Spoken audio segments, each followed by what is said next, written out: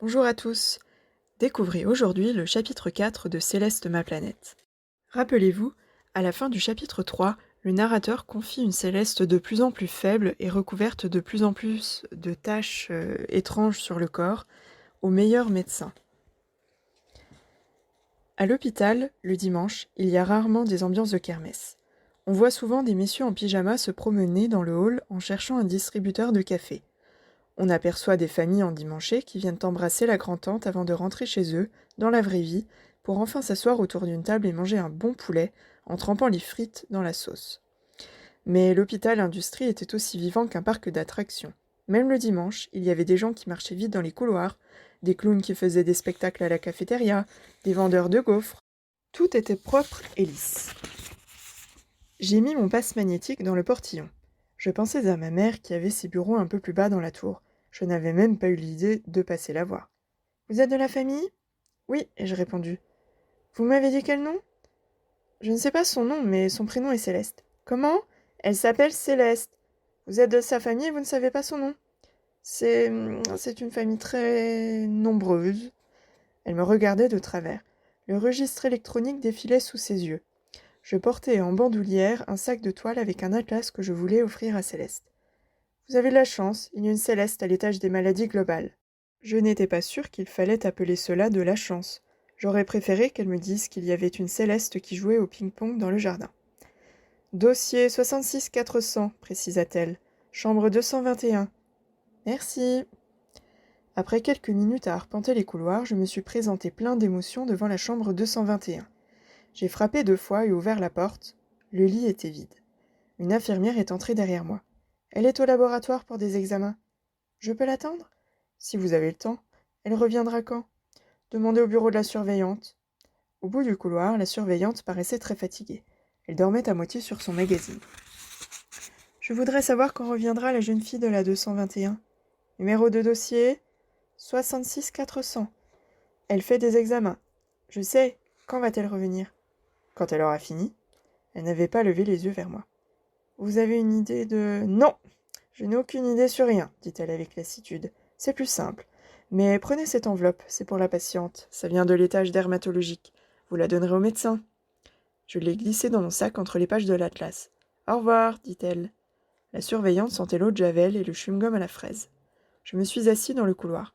J'ai très vite sombré dans le sommeil, épuisé par la nuit précédente. Dans un de mes rêves, j'étais aux commandes de l'hélicoptère et je volais au-dessus de la mer. Céleste souriait à mes côtés. Elle avait l'air guérie. J'ai frôlé l'écume pour lui montrer une baleine. Un poisson volant a sauté par la fenêtre et s'est posé sur sa robe. Elle l'a pris entre les doigts pour lui rendre sa liberté. « Hé !» On me secouait par l'épaule. « Vous êtes encore là ?» C'était la surveillante. « Vous croyez que c'est l'heure des visites ?» gronda-t-elle.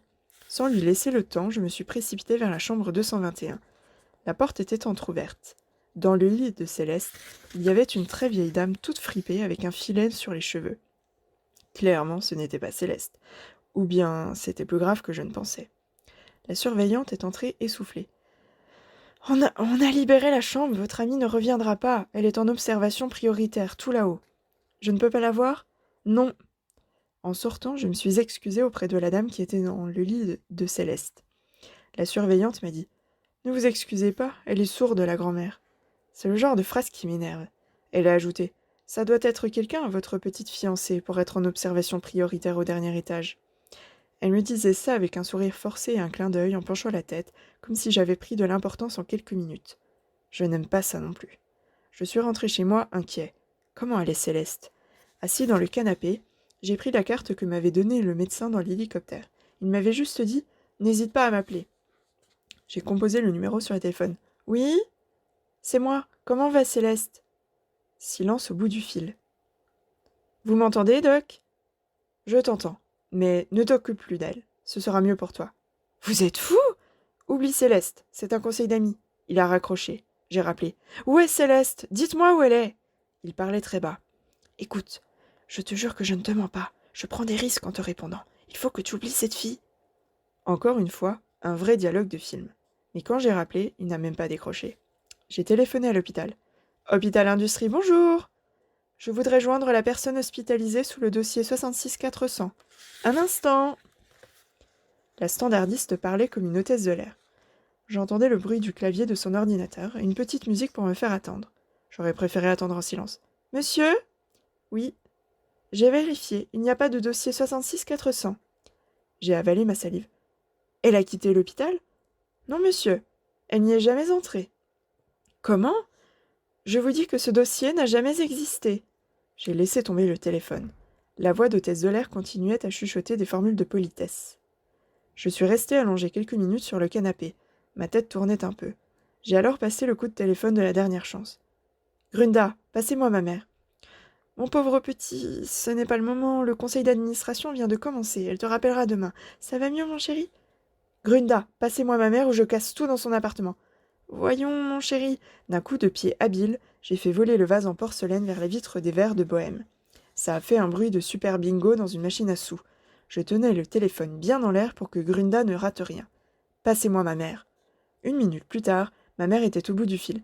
Maman, où est Céleste ? Calme-toi, tu perds la tête, de qui parles-tu ? Céleste ! Où est Céleste ? Je ne comprends pas ce que tu dis. Qui est Céleste ? La fille qu'on a amenée à l'hôpital.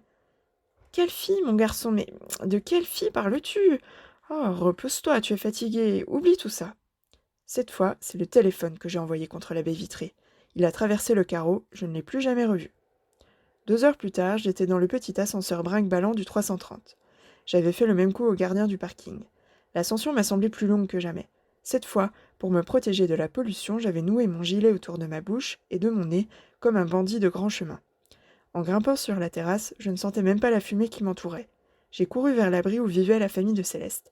J'ai ouvert la trappe rouillée. Pas de lumière. Personne pour répondre à mes appels. À l'intérieur, ni matelas, ni rien. Aucun des petits meubles que j'avais vus la veille. Rien. Je me suis laissé glisser le long du mur, accroupi. Que se passait-il ?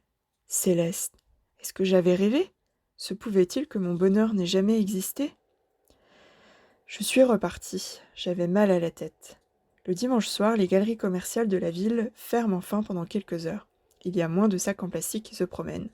Quelqu'un jouait de la clarinette. Je me suis arrêtée pour l'écouter. Il était devant un kiosque à journaux. La musique me déchirait le cœur. Ma mère avait raison, j'étais fatiguée. Mes genoux tremblaient un peu. J'allais rentrer chez moi me coucher, oublier un moment ce cauchemar. Je repensais à la maladie, à l'hélicoptère, au sourire des médecins, au sauvetage de Céleste. Tout cela ne ressemblait pas au réel.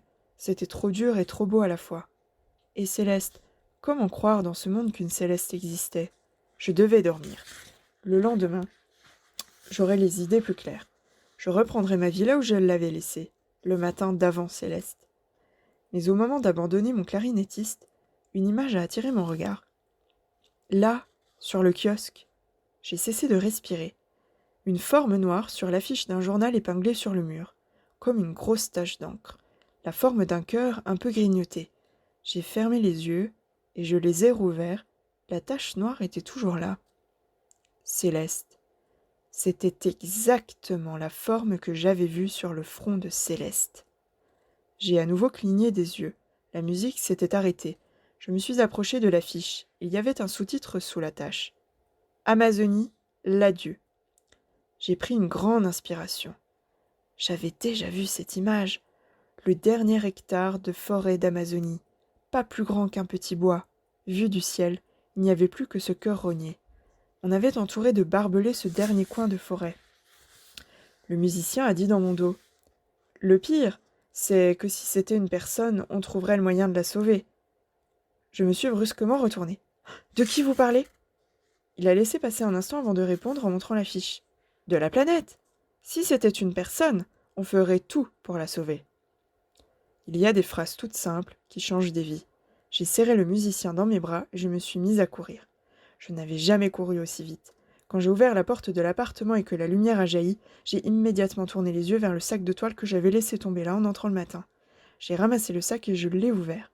J'ai sorti l'atlas que je voulais offrir à Céleste. C'était mon atlas préféré. Un petit livre pas cher d'une centaine de pages. Il s'appelait Atlas d'un monde fragile. À l'intérieur, il y avait l'enveloppe que m'avait confiée la surveillante. C'était ça que je cherchais, cette enveloppe noire. Je savais que j'avais oublié de la rendre. En vidant l'enveloppe sur la table, j'ai découvert des photos. Une dizaine de photos. Elles montraient la peau de Céleste. Son bras, son cou, ses jambes. Il y avait des taches un peu partout. Sur cette peau si fine, si douce, Des taches sombres se dessinaient, la peau était rongée. Il y avait aussi une photo de son visage en entier. Elle était magnifique. Elle souriait au médecin qui la photographiait. J'ai trouvé le gros plan de son front. J'avais raison, c'était exactement la forme de l'Amazonie décimée. Une autre photo a attiré mon attention. Sur l'épaule de Céleste, la peau paraissait pelée et dessinait nettement les contours de... J'ai ouvert l'atlas et tourné fiévreusement ses pages. L'Arctique! D'un coup d'œil, j'ai comparé la photo et l'atlas. Ma main tremblait. Sur l'épaule de Céleste, on observait la fonte de la banquise de l'Arctique. Dans les minutes qui ont suivi, j'ai tout compris. La désertification de l'Afrique, l'immersion des côtes indiennes, toutes les catastrophes écologiques du monde apparaissaient sur le corps de Céleste. Chaque coup porté à notre terre était reçu par Céleste. Céleste ne souffrait de rien d'autre que de la maladie de notre planète. Elle allait en mourir à petit feu. Son sang devait être pollué comme les mers et les rivières, et ses poumons comme le plafond enfumé de nos villes. J'ai pris ma tête dans mes mains. La lumière se faisait d'un coup dans mon esprit.